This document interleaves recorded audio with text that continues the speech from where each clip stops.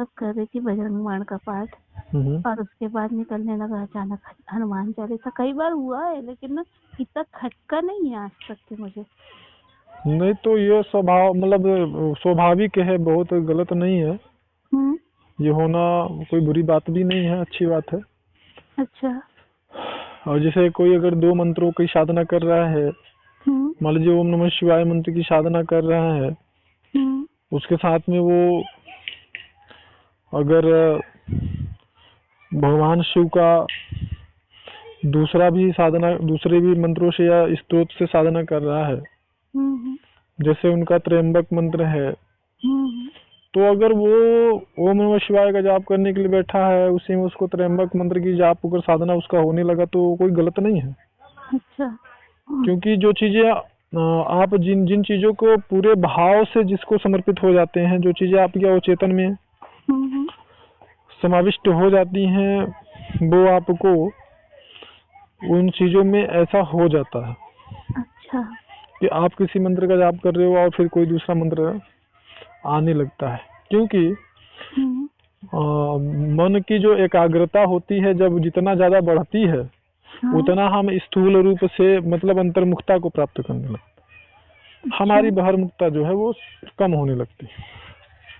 तो ऐसी परिस्थिति में जैसे होता है ना, कभी कभी साधक माला से जाप कर रहे हैं और गिर जाती है फिर माला वो कभी कभी गिर जाती है, टूट भी जाती है। कभी कभी जो है गिन पाना ही कठिन हो जाता है कि आखिर हमने कितना मंत्र जाप किया, कितना माला।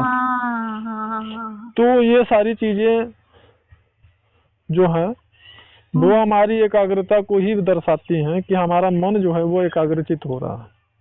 तो वो सब तो ठीक है, पर सपोज मैं पाठ कर रही थी बजरंग बाण का, ठीक है, और फिर उसके बाद वो मंत्र ही तो गलत हो जाएगा, तो फिर नहीं, तो वो मंत्र गलत नहीं माना जाएगा। जैसे कि कोई जाप कर रहा है कि उसको 1.25 लाख जाप करना है, और वो मान लीजिए प्रतिदिन 11 माला कर रहा है, 51 माला कर रहा है, अब बीच में उसने 2-3 माला किया, उसको पता ही नहीं है, या उसने कितना बार गिना माला में कितने मनका को, तो उसे पता ही नहीं है।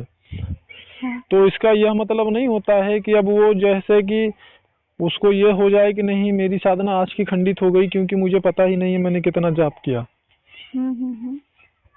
क्योंकि वो पूर्ण रूप से हर प्रकार से संबंधित शक्ति को ही याद कर रहा है। अच्छा। संपूर्ण रूप से उन्हीं को वो याद कर रहा है। तो ऐसी दशा में उसे खंडित नहीं माना जाएगा। जितना समय रोज करता है उतना समय करके वो उठ सकता है और मान सकता है कि हाँ मेरा 51 माला पूरा हो गया होगा तो भी। अच्छा।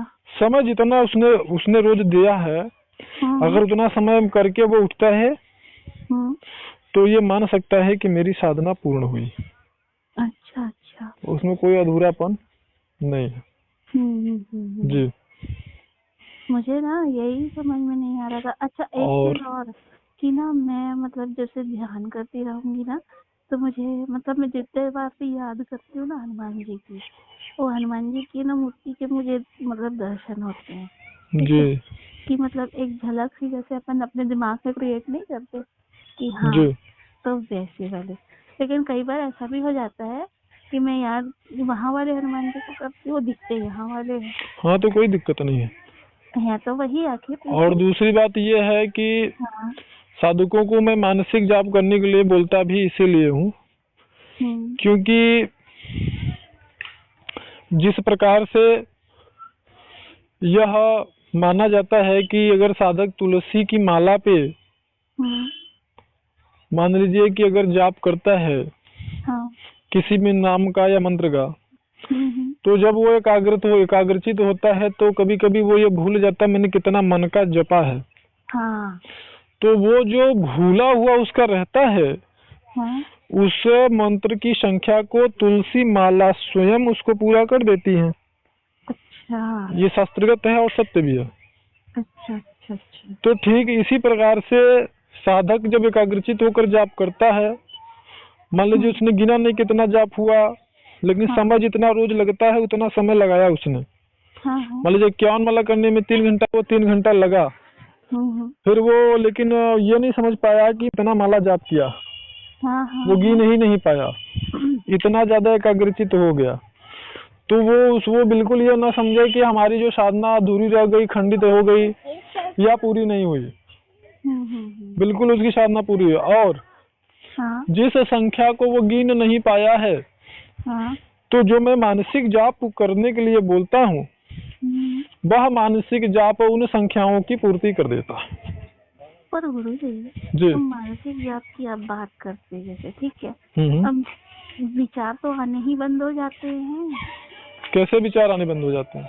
मतलब ना जैसे ना जैसे मैं कर रही थी बजरंग बाण का पाठ, ठीक है, अब पाठ करते करते करते करते अचानक स्पीड एकदम धीमी हो गई, और उसके बाद मैं भूल गई कि मैं कहाँ से मतलब वो की थी, रोकी थी, और कहाँ से फिर वो कर रही हूँ।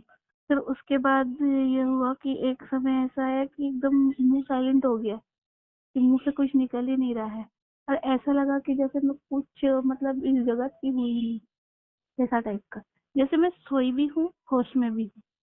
होश में ऐसे कि मतलब मुझे ये समझ में आ रहा है मेरी आंख बंद है ना, और मुझे मतलब क्या होना चाहिए, मतलब आभास हो रहा है कि मैं कुछ नहीं बोल रही हूँ, लेकिन मेरा मन है कि एक जगह बैठी हुई हूँ, मुझे ये समझ में आ रहा है।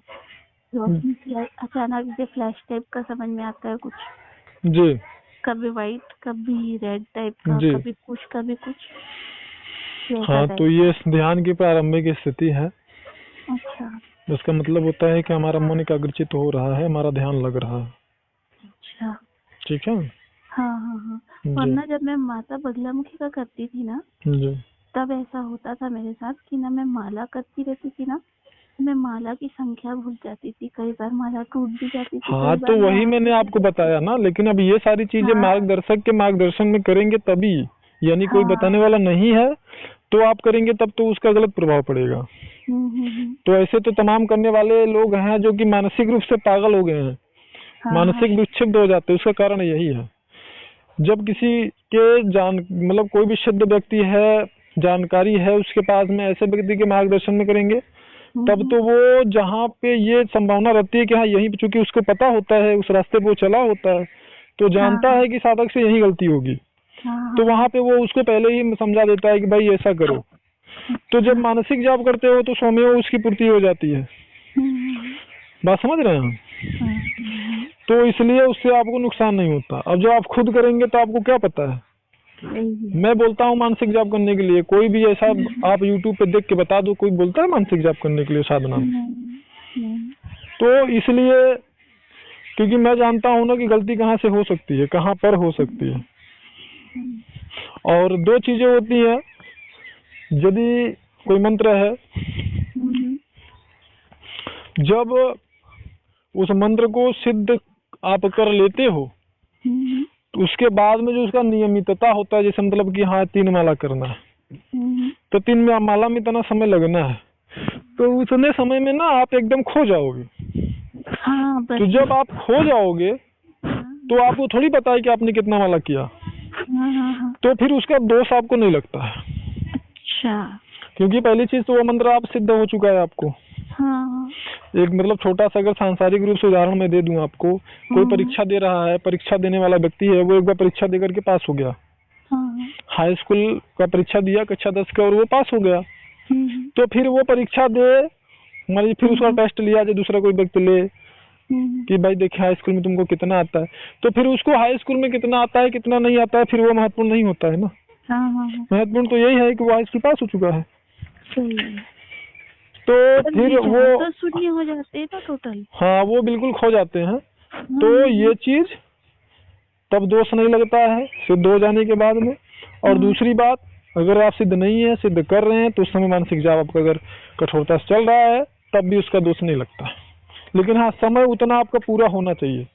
अगर 10 मिनट का समय लगता है उतने में, 10 मिनट के बाद उठते हैं तो फिर दोष नहीं लगेगा। अब आप खो जाओ 5 मिनट में फिर जागो तो सोचोगे नहीं मेरा हो गया, 10 मिनट पहले उठ जाओ तो फिर कोई मतलब नहीं है। ठीक है, मालूम है आज फिर मैंने क्या किया, मैंने क्या किया कि मैं जब ऐसी स्थिति आ गई थी ना, एकदम मैं खो गई थी, एकदम खो गई थी। फिर मेरे को ऐसा लगा कि कहीं मैं सो तो नहीं रही हूँ, क्योंकि मेरी नींद भी पूरी नहीं हुई थी ढंग से। कहीं मैं सो तो नहीं रही हूँ, मुझे ऐसे में तो दोष लगेगा।